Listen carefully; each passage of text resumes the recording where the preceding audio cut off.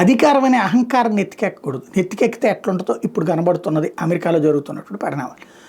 Trump అధికారంలోకి వచ్చాక Elon మస్క్కి విచ్చలవిడి స్వేచ్ఛ వచ్చేసింది. దాంట్లో విచిత్రమైనటువంటి వాటిని అనౌన్స్ చేస్తున్నాడు. అందులో విద్యాశాఖ అవసరమా, విద్యాశాఖను తొలగిస్తే ఇన్ని వేల కోట్ల రూపాయలు మిగులుతుంది. విద్యాశాఖను తొలగించడం ఏంటో అర్థం కాలేదు.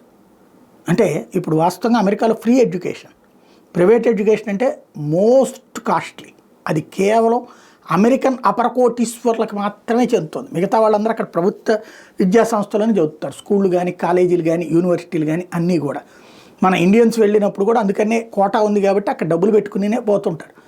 అట్లాంటి చోట్లన ఇప్పుడు విద్యా వ్యవస్థను తీసేస్తే దానికి ఏదో $600 బిలియన్ లేకపోతే $400 బిలియన్ ఎంతో మిగిలిపోతుందని చెప్తున్నాడు. కానీ భావితరాల పరిస్థితి ఏంటి? ఇప్పుడు అక్కడ ఉన్నటువంటి ఇవాళే ఉద్యోగాలు అమెరికన్స్కి అమెరికన్ ఉద్యోగాలు ఇస్తాం, బయట నుంచి వచ్చినటువంటి వాళ్ళందరినీ కంట్రోల్ చేస్తామని చెప్పారు. ఆ సంతోషంతో ఉంటే ఇప్పుడు విద్య అనేది ఇప్పుడు ఇండియాలో చస్తుంది. అదే కష్టపడి ₹1,00,000 సంపాదించేవాడికి విద్యకి 25,000 నెలకి, వైద్యానికి 25,000 అయిపోతుంది. ఇక్కడ 50,000 వాళ్ళకే తగలేసుకోవాల్సి వస్తుంది. చివరికి 50,000తో బతకాల్సి వస్తుంది. అమెరికాలో ఆ పరిస్థితి వస్తే కనుక ప్రజా తిరుగుబాటు జరుగుతుంది.